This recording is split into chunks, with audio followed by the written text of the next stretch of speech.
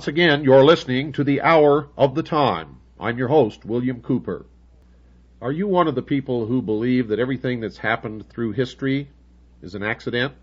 And that while one or two things may have been planned, that most of history had no intelligent direction forming it, driving it?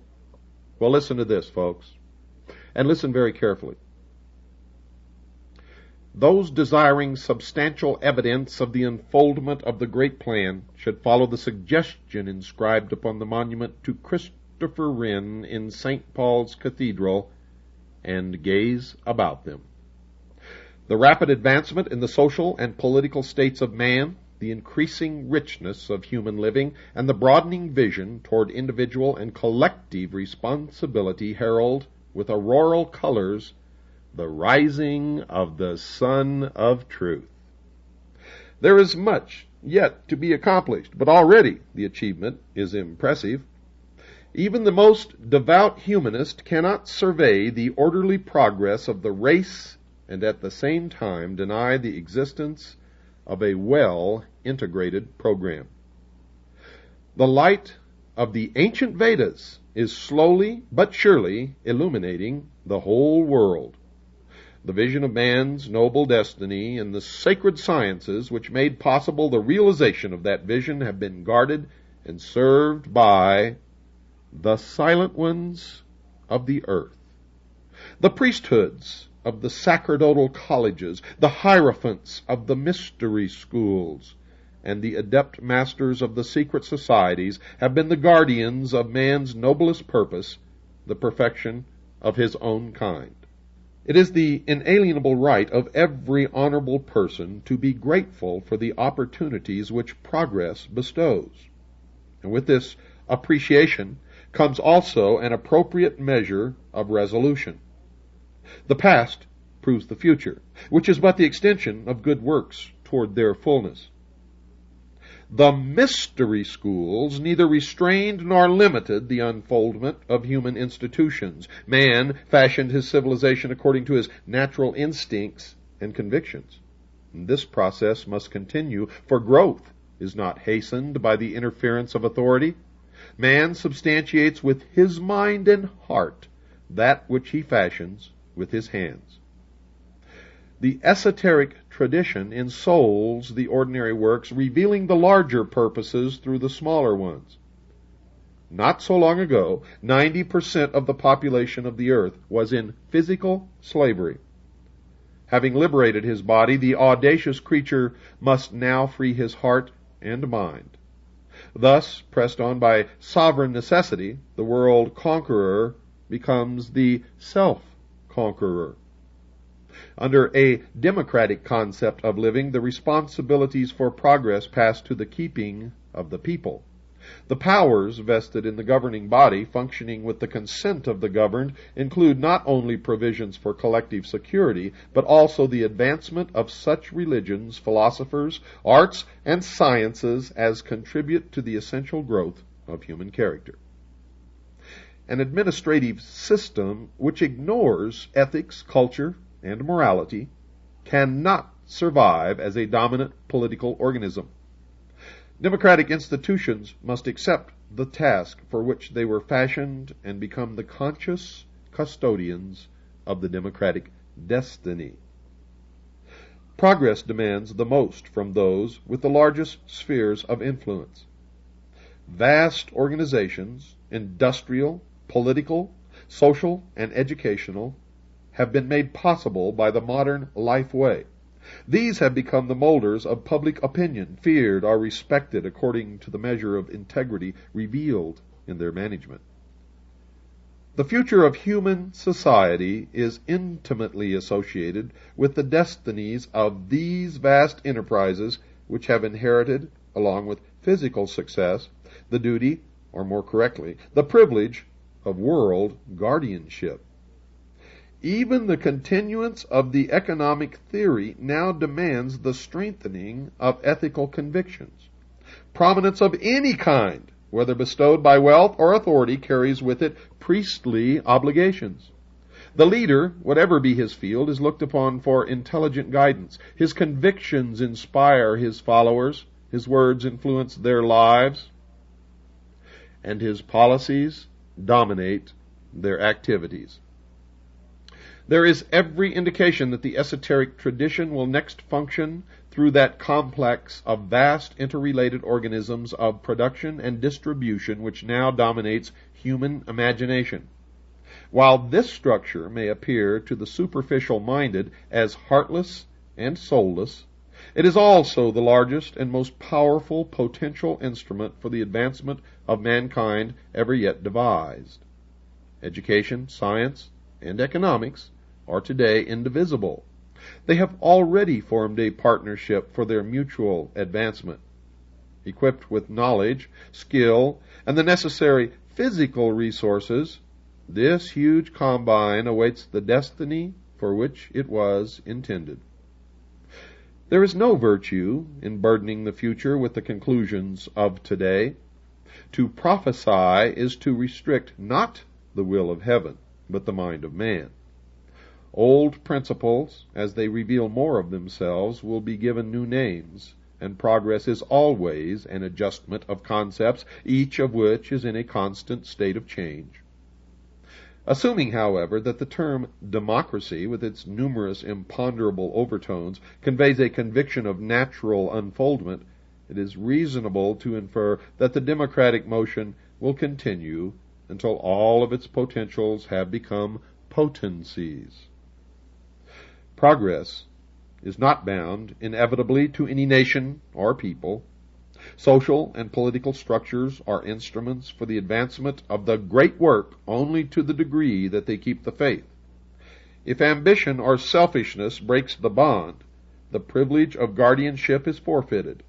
And this does not mean that the project fails. Rather, that which fails the project loses the privilege of leadership. The plan, then, passes to the keeping of other groups and other ages. Man cannot destroy or pervert the works of destiny. He can only divide himself from those works, and by so doing cease to share in the essential vitality of progress. Thus it is that unreasonable doubts and fears concerning providence are philosophically unsound. Failure is always regrettable, but principles do not fail, and that which is foreordained perfects itself. Although empires may collapse, great teachers be martyred, schools and systems perish, and enlightened leaders remain unhonored, the substance of the great work remains unchanged and unchangeable. New vehicles appear even as the older ones are betrayed by human selfishness. The eternal commonwealth is an assignment of destiny and spiritual progress, symbolized by the fabled phoenix, rises victoriously from the ashes of the human ruin. The adept tradition has always available social instruments waiting to be ensouled with the larger vision. All things created by men are mortal and destructible, but the way destined by heaven is immortal and indestructible. Universal enlightenment and universal fraternity are the natural ends which reward the social struggle. The world and all that inhabits it are moving triumphantly toward peace and security. At any given time the vision may be obscured, but in the larger dimensions of time all things work together for the fulfillment of the greater good. Is that a piece of excellent retrospective writing looking back on history? No, ladies and gentlemen, it is not, for this was written by Manly P. Hall in Los Angeles, California, in April of 1951. What he predicted is what is happening: a wedding, a marriage between the corporate world and the state, which is coming. He's talking here about socialism. Under a democratic concept of living, the responsibilities for progress pass to the keeping of the people. The powers vested in the governing body functioning with the consent of the governed include not only provisions for collective security, but also the advancement of such religions, philosophies, arts, and science as contribute to the essential growth of human character. Humanism, the concept that man will become God. And the new religion will change with the needs of man, not man conforming to the laws of God. Democratic institutions must accept the task for which they were fashioned and become the conscious custodians of the democratic destiny, and so on and so forth. Manly P. Hall was an adept, a highly degreed. In fact, he was a 33rd degree Freemason, may have held many, many other degrees in the secret societies of Mystery Babylon. He was a priest of the order. Now get comfortable. Make sure that you have everything that you need, folks, because I'm going to take you with me on a journey back to the beginning of all that is, and we are going to come forward from that point to the present so that you will finally have an understanding of America's assignment with destiny. 3 great cultural heroes were associated with the origin of Mayan civilization. Wotan, who founded the Votanic Empire, seated at Palenque; Itzamna, the Yucatecan hero; and Kukulkan, whose worship extended throughout the Central American area. All 3 came from a remote region lying eastward, introducing arts and sciences and founded religious cults, or mysteries.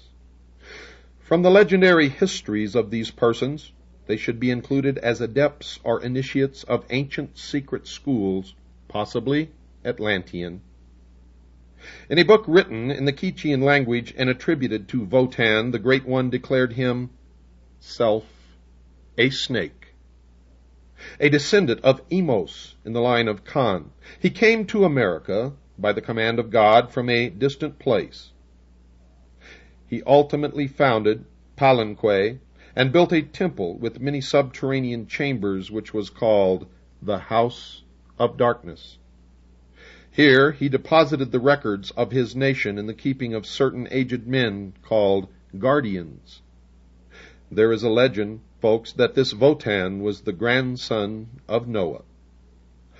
The original book containing this report was in the possession of Nunex de la Vega, Bishop of Chiapas, but he destroyed it with the other native manuscripts which he was able to accumulate.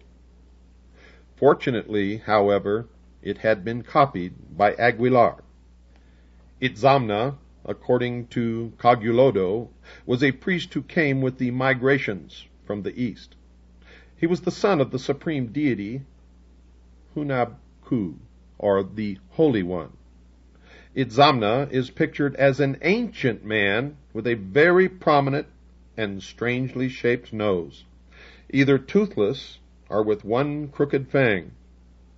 Likenesses of him have been found indicating his birth from a plant growing from the earth. He is also shown rising from the mouth of a serpent or a turtle to symbolize that he came from the sea. He healed the sick and restored the dead to life. He lived, according to the records, to a great age and was said to have been buried at Itzamal, where his tombs became places of pilgrimages. Itzamna was sometimes called the skillful hand, and after his death his body was divided. His skillful hand was placed in one temple, his heart in another, and the rest of his remains in a third. One of the best known of his emblems was a Tau, or T-cross. It is now generally admitted that the Quetzalcoatl of the Nahuatl people, the Gukumats of the Quiches, and the Kukulkan of the more southern Mayas were one person. In each language, the word signifies feathered, plumed, or winged serpent. This title may have resulted from Quetzalcoatl casting his lot among, or gathering his first followers from, the descendants of Wotan. This tribal group had the serpent as its heraldic device. At a remote time, this semi-mystical, semi-divine priest-initiate Quetzalcoatl came from the fabled land of the seven colors and established his right at Tula and Cholula. Quetzalcoatl was the initiate philosopher and teacher of the Nahuatl tribes of central Mexico. Among the appellations of this priest, prophet, king are, quote, he who was born of the Virgin, unquote, quote, Lord of the winds, unquote, and, quote, the divine incarnation, unquote. Quetzalcoatl was the son of the universal creator god and the virgin Xochiquetzal, and his conception was made known by an ambassador from the god of the Milky Way. Torquemada, in his Indian monarchies, described a band of people who came from the north, dressed in long black robes. Arriving at Tula, these strangers were well received, but finding the region already thickly populated, they continued to Cholula. These wanderers were great artists and skilled in working metals. Quetzalcoatl was their leader. Mendieta, in his ecclesiastical history, described Quetzalcoatl as a white man with a strong formation of body, broad forehead, large eyes, and a flowing beard. He wore a mitre on his head, and was dressed in a long white robe reaching to his feet and covered with a design of red crosses. In his hand he held a sickle. His habits were ascetic. He never married, and was most chaste and pure in his life, and it is said to have endured penance in a neighboring mountain, not for its effect upon himself, mind you, but as an example to others. He condemned sacrifices, except of fruit or flowers, and was known as the God of Peace, for when he addressed on the subject of war, he is reported to have stopped his ears with his fingers. Fray Bernardino de Sahagun described Quetzalcoatl as very homely, with a long head and a very long beard. There was a recumbent statue of him in the temple at Tula, which was always covered with blankets. His vassals, writes the good Fray, were all workmen in the mechanic arts and skillful in cutting the green stones called chalchivits, also in the art of smelting silver and making other objects. All these arts had their origin and commencement with Quetzalcoatl, who had houses made with these precious green stones called chalchivits, and others made of silver, still others made of red and white shells, others all made of boards, and again others of turquoises, and some all made of rich plumes. Quetzalcoatl also owned all the wealth of the world in gold, silver, and the green stones called chalchivits, and other precious things, and had a great abundance of cocoa trees of different colors, which are called Xochiquetzal. The said vassals of Quetzalcoatl were also very wealthy, and did not lack anything at all. They never suffered famine or lack of corn. In fact, they never ate even the small ears of corn, but rather heated their baths with them, using them instead of firewood. They also say that the said Quetzalcoatl did penance by pricking his limbs and drawing blood, with which he stained the maguey points that he bathed at midnight in a spring called Zicapea. The interpreter of the Codex Telleriano Remensis said that Quetzalcoatl was created by the breath of Tonacatecotli. Quetzalcoatl was born on the day of 7 Cains and disappeared or died on the day of 1 Cain. He was identified with the planet Venus. The Codex Vaticanus A says that the hero founded 4 temples, the first for the princes, the second for the people, the third, the house of fear, or serpents, and the fourth, the temple of shame. The Codex Chimalpopoca says that Quetzalcoatl was born as a 9-year-old child. When he resolved to leave Mexico, he reached the seashore, and, removing his clothing and his snake mask of turquoise, destroyed himself by fire. His ashes changed into birds, and his heart became the morning star. He remained 4 days in the underworld, and 4 days as a corpse. After that, he ascended to heaven as a god. It is specifically mentioned by Sakhagan that Quetzalcoatl created and built houses under the earth. Now, traces of subterranean grottos and rooms have been discovered in the vicinity of most of the architectural monuments of the Nahuas. There is a vast complex of such apartments near the Pyramid of the Sun at San Juan, Teotihuacan. The Amerindians believed the serpent to be an earth dweller, and it is quite possible that the accounts implied these subterranean and secret places to be chambers of initiation into the mysteries of the cult. According to de Boerberg, the Mexican demigod Wotan made a journey through a subterranean passage which, running underground, terminated at the root of heaven. This passage was a snake hole, and Wotan was admitted because he was himself a son of the snake. Quetzalcoatl appeared as the great sorcerer, magician, or necromancer. He performed miracles, and upon his departure his secrets were entrusted to an order of priests governed by a hierophant or master. This priesthood practiced the arts and sciences, treated the sick, administered sacraments, and were diviners and prophets. Landa gives some consideration to the activities of these religious orders. Lucien Biart summarizes the available data thusly.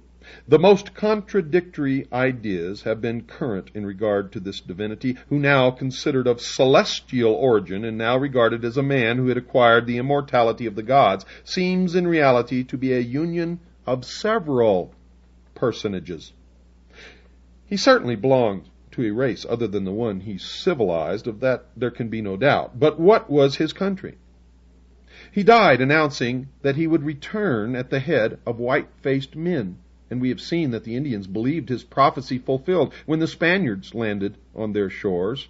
And of course, we have seen the consequences of that action. According to Sahagan, the most usual ornaments of the images of Quetzalcoatl were a mitre spotted like the skin of a tiger, a short embroidered tunic, turquoise earrings, and a golden collar supporting fine shells. The legs of these images were encased in gaiters of tiger skins, and on their feet were black sandals. A shield hung from the left arm, and in the right hand was a scepter ornamented with precious stones, an emblem which terminated in a crook like a bishop's crosier. Quetzalcoatl is credited with the invention of the pictorial or hieroglyphical method of writing, and especially is his name associated with the Tonalamatl, or Book of Fate. This was more than a civil calendar, and was reserved for the calculation of human destiny and prophecies concerning the future of the state. It was used by master magicians, the chief of whom was an astrological adept credited with extraordinary occult powers. While it is likely that Quetzalcoatl brought the Tonalamatl back to Mexico after his journey among the Mayas, a people already advanced in such matters, the Aztecan legend has been summarized by Mendieta. The gods had created a man, Oxomoco, and a woman, Zipactonatl, as the progenitors of the human race. They, according to the legend, dwelt in a cave at Cuernavaca, and in order to regulate their lives, these two resolved to devise a calendar. Zipactonatl felt that her descendant, Quetzalcoatl, should be invited to participate in the project, because she was the mother of all the living and a great prophetess.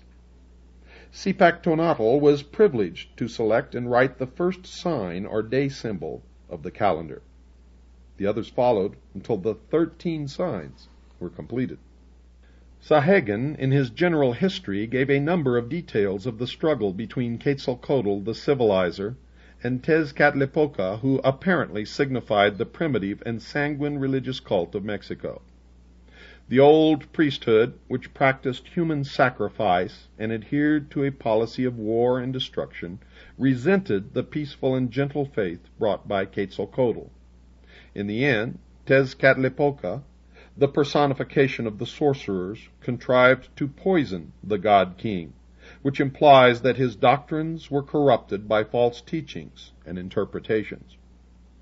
The poison worked slowly and insidiously until Quetzalcoatl, realizing that he could not combat successfully the old perverted priesthood, left Chula, ordering his palaces of gold and silver, turquoise and precious stones to be set afire.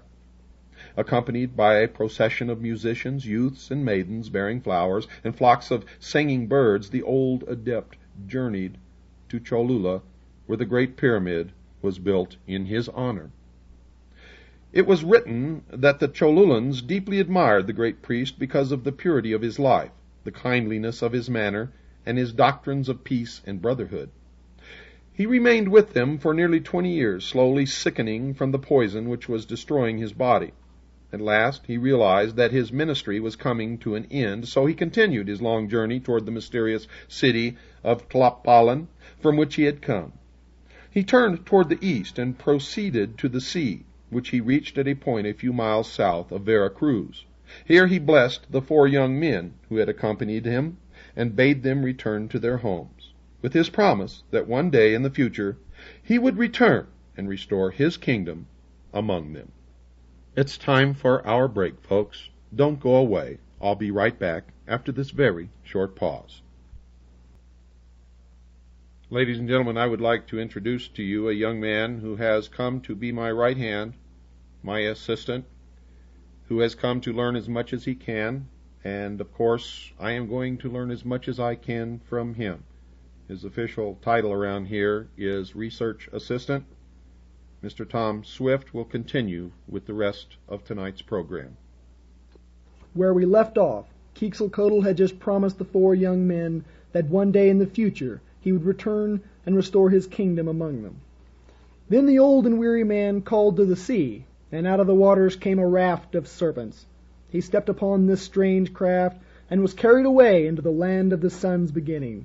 He left behind him a priesthood that perpetuated with esoteric rites the mysteries of the feathered serpent. There is every indication that the cult of Quetzalcoatl was kept secret, a precaution necessary in the face of the opposition of the primitive indigenous sects.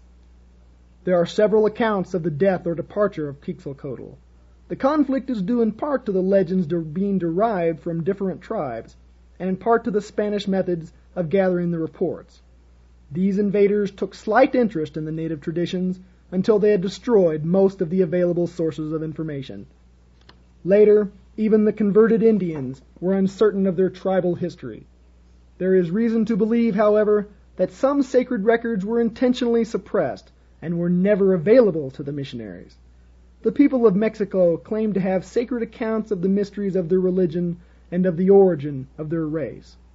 There is mention of the divine book written by Tezcucan, a wise man or wizard whose name means Lord of the Great Hand.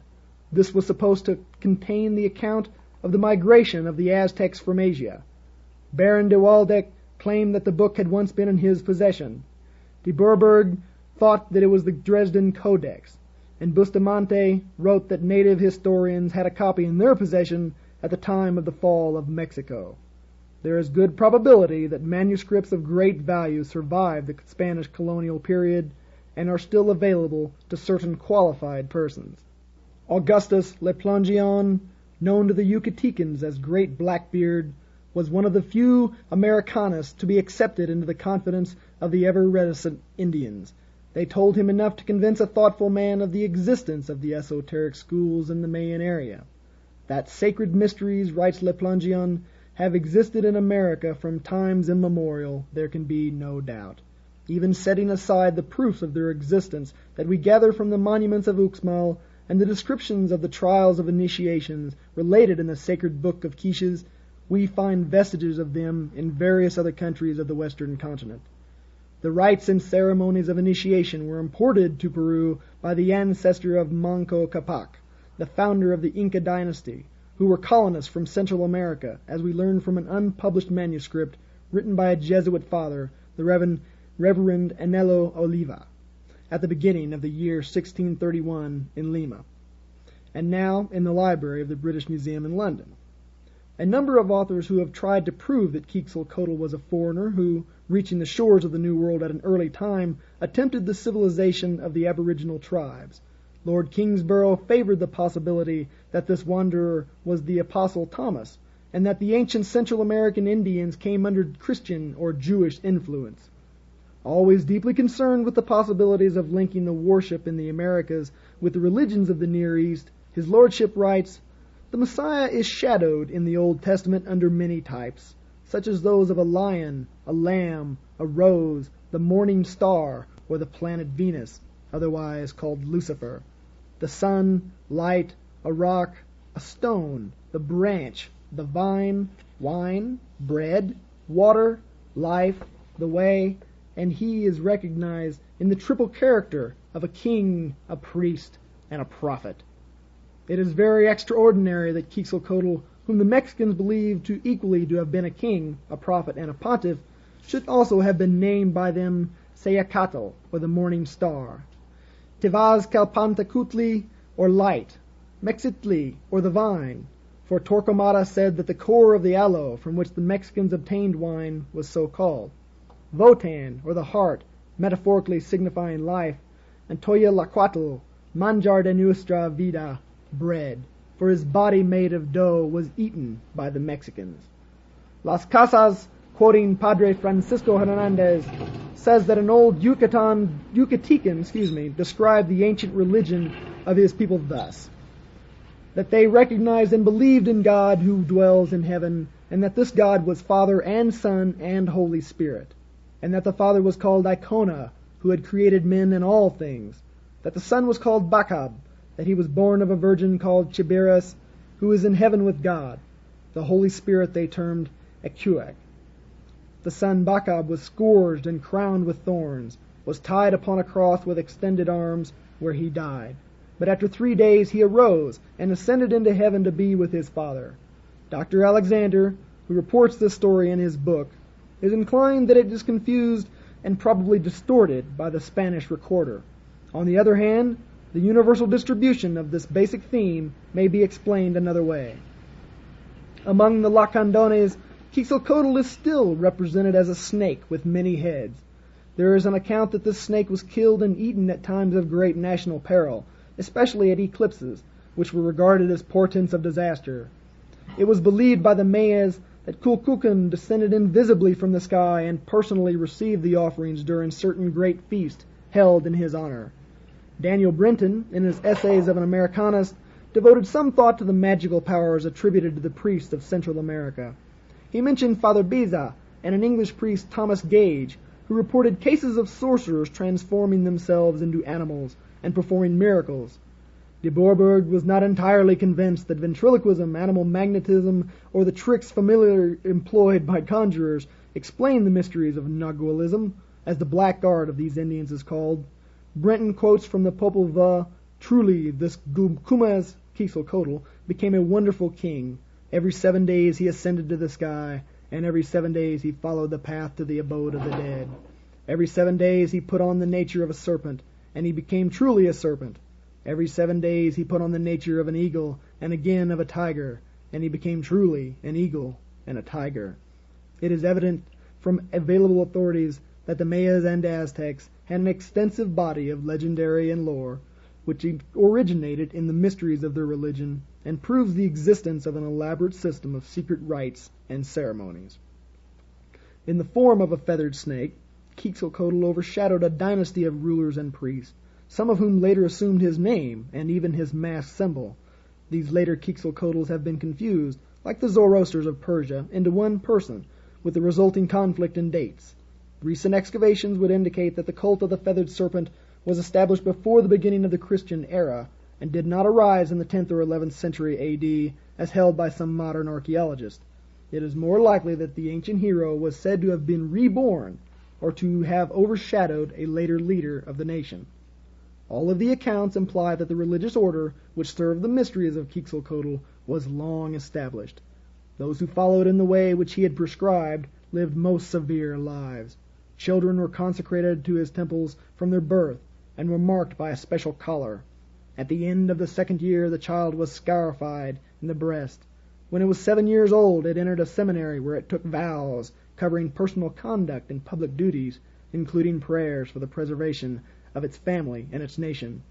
There were many of these priestly brotherhoods, and the Spanish missionaries, in spite of their theological prejudices and intolerances, were forced to admit that the Aztecan priests were excellent scholars and lived austere and pure lives. It is said of these missionaries that in Quetzalcoatl, who taught charity, gentleness, and peace, they thought they saw a disciple of Jesus Christ.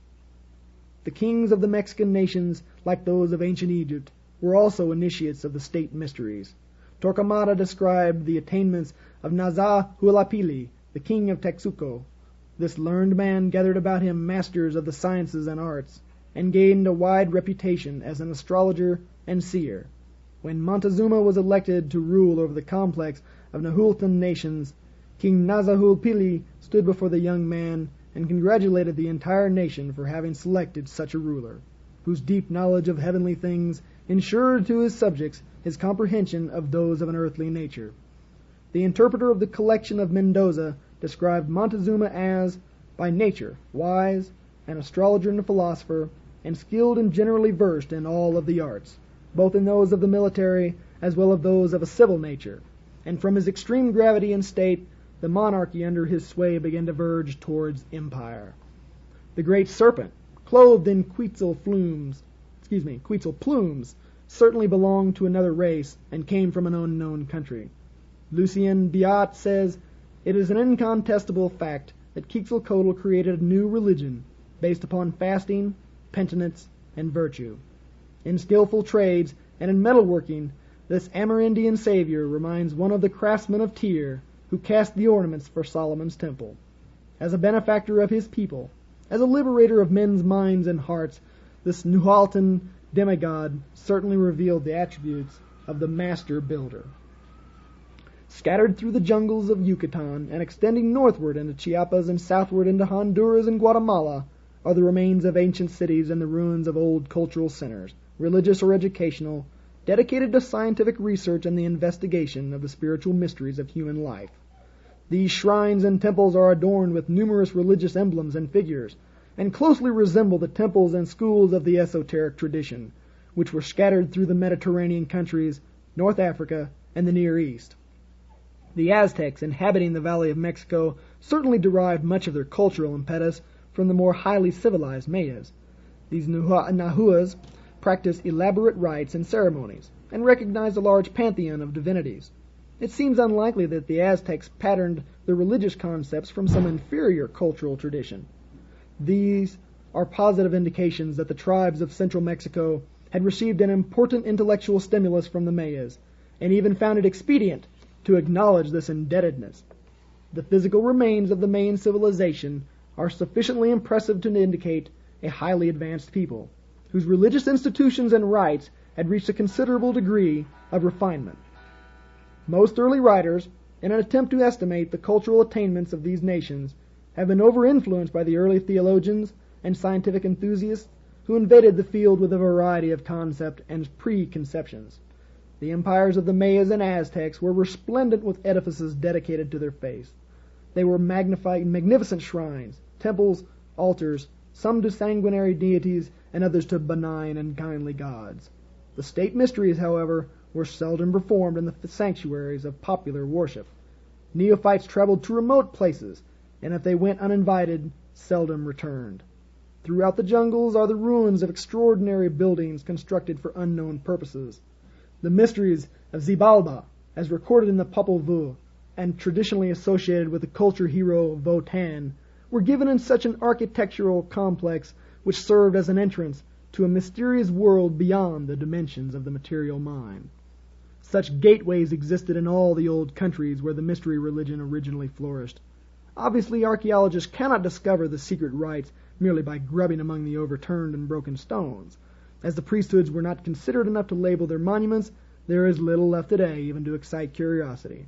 Fortunately, however, the esoteric tradition survives in the racial subconscious, and its violated schools and colleges need not be physically restored. When such restoration is attempted, the buildings usually reveal that they were designed as symbols of the cosmos. If the mystery system actually existed in the Western Hemisphere, as the landmarks seem to indicate, it must have been produced its initiates and by its adepts. These in turn became the leaders and saviors of the peoples. Their wonder-working hero, whose deeds enriched all tribal traditions, always and everywhere performed the exact same miracles, possessed the exact same powers, and made the exact same personal sacrifices. The mystery school required not only a hierarchy for its maintenance and perpetuation, but also appropriate places of initiation, partly underground or adjacent to grottos and caverns. It required also a body of lore particularly significant, participation in which conferred special rights and privileges. A people which had reached this mental platform of the Mayas would not have accepted a philosophy of life that was without profound and significant values. Pagan priesthood did not initiate those of feeble mind, but selected for spiritual advancement persons of high attainment and mature judgment. Albert Reville, in the Hibbard Lectures, 1894, notes of the religion of the plumed serpent, there was something mysterious and occult about the priesthood of this deity, as though it were possessed of divine secrets or promises, the importance of which it would be dangerous to undervalue. It is fortunate indeed that at least one manuscript relating to the religious mysteries formerly practiced in the Mayan area had been recovered. The Popol Vuh, or the Senate Book of the Quiches, the record of the community, has survived the numerous vicissitudes which have conspired to prevent the perpetuation of the literary monuments of Central America. It was tolerated by the early missionaries who, observing certain similarities to their own scriptures, preserved the work as a means of persuading the Indians to a more speedy baptism. In the 17th century, it was rescued from a fate worse than oblivion by the Dominican monk Don Ramon de Ordonez Guayagua, Dean and Chancellor of the Archbishopric of Ciudad Real. This work was deposited in the library of the convent at Chichicastenango by the scholiast Vixmenes, where it remained until the year 1830.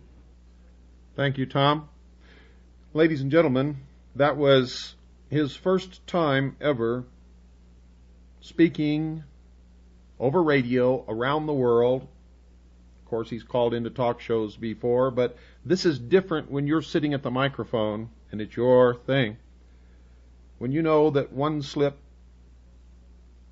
could cause a flood of letters in protest, Tom sat here and performed admirably while we were experiencing a terrible windstorm. You may have heard some strange noises in the background. Those were pieces of trees and wood and lawn furniture and just about everything that you could think of flying through the air, hitting the house.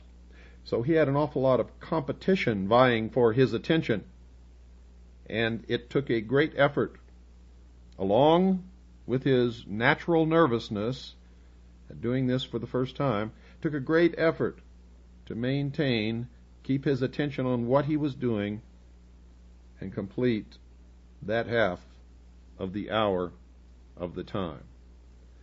Now, if you'd like to write Tom and tell him who you are and say hello, how much you appreciate his help on this program, The Hour of the Time, you can do so by writing to Tom Swift, Research Assistant, care of Caji, C-A-J-I, P.O. Box 1420, Sholo, Arizona, 85901. That's Tom Swift, Research Assistant, Caji, C-A-J-I, Post Office Box 1420, Sholo, Arizona, 85901.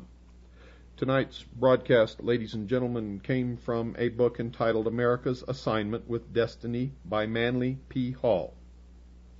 Some of you may be able to find this in your library or in a used bookstore. It has been out of print for many years. It was copyrighted in 1951, printed by the Philosophical Research Society, which was headed by Manly P. Hall at that time.